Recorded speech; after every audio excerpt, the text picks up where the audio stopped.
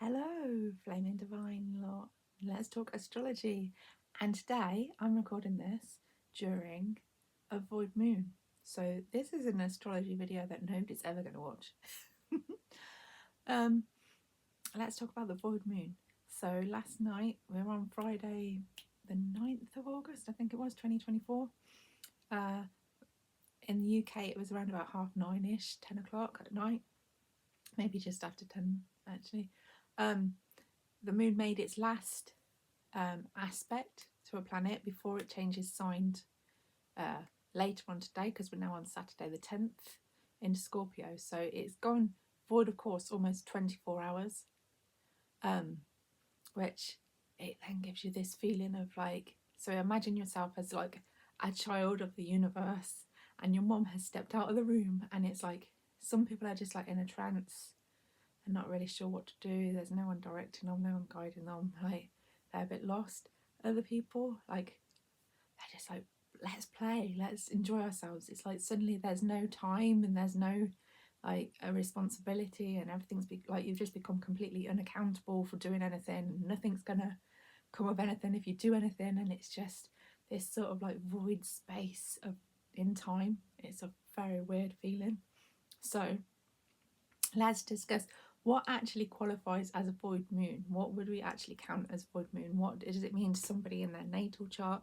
What does it mean in like horary or electional astrology when you use, like, when it's a void moon? So firstly, the like the modern astrology definition of what a void moon is the last aspect the moon makes before it then changes sign. Well, when you consider the moon changes sign every sort of like 2.5, 3-ish days, the moon goes void, you know, once every sort of 2.5 to 3 days, just before it changes sign. However, that could be for literally minutes, it could be hours. I don't really class it if it's like really short like that. If it's more than 6 hours, I think it's worth considering. But if it's less than that, I would say no, because it's still within an orb, an aspect orb. So it's still within degrees of other planets. It might not actually be directly aspecting something, but it's enough to count as an aspect, in my opinion. But that's just me.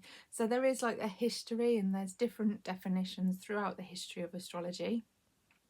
If you go back all the way to Hellenistic astrology, they considered it as when the moon makes no aspects for a whole 30 degrees. And it's not even about changing sign, it's about just within 30 degrees there are no aspects. However, what we have to remember is in holistic astrology, they had not discovered any planets further past Saturn. So they had not discovered Neptune, Uranus, Pluto, the 3 planets that move slowly. So when you consider the personal planets, they move pretty much, and the sun move pretty much within a couple of signs of each other around the zodiac. So that would mean that there's a cluster of planets in the same place. So it's more likely then, if you're not including the outer planets, that you would get this void of course moon. However, nowadays we do consider the outer planets because we've found them, we've discovered them. So this happens really rarely. It's literally probably like once, twice a year, that type of thing, where you'll have like a whole 30 degrees where the moon does not make any aspect. And at that point, it'll be like, say, like, it'll be more than a day of void course moon. You know, like, I don't know, 36 hours, something like that, like a really long time. So it's quite rare that that should happen. Then if you go through the history, so obviously after the Hellenistic astrology, they tried to get rid of astrology, like the Romans took over and they got rid of all like astrologers and stuff like that, but certain information was kept. And then later on, when the like Islamic cultures started to develop around about, I think it was around about 300 BC, that sort of thing, astrologers were brought back again, and they began to rewrite astrology books and like consider what it was all about.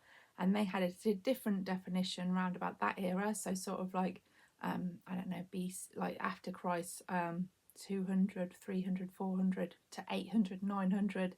You know, that sort of time frame is quite a vast time frame.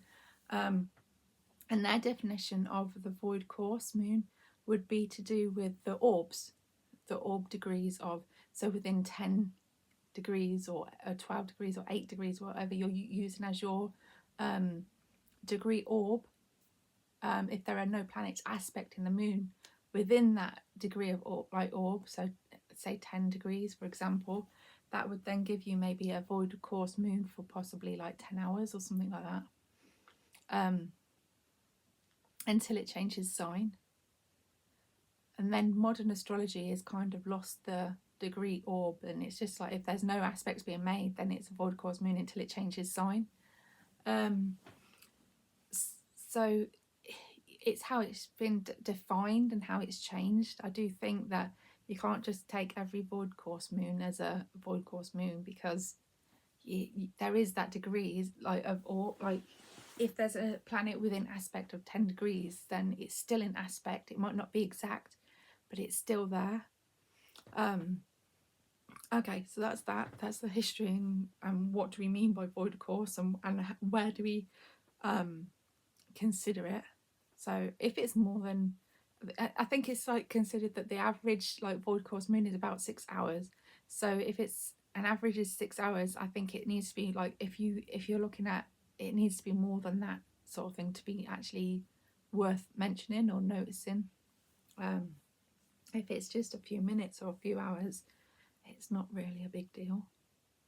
So having said that, then what does it mean? So in horary and electional astrology, it can mean that things that happen during that period of time are almost like null and void. They aren't really, they don't really, the purpose of, like, the thing that was being done doesn't really stand up to anything. It just, it's like it never happened.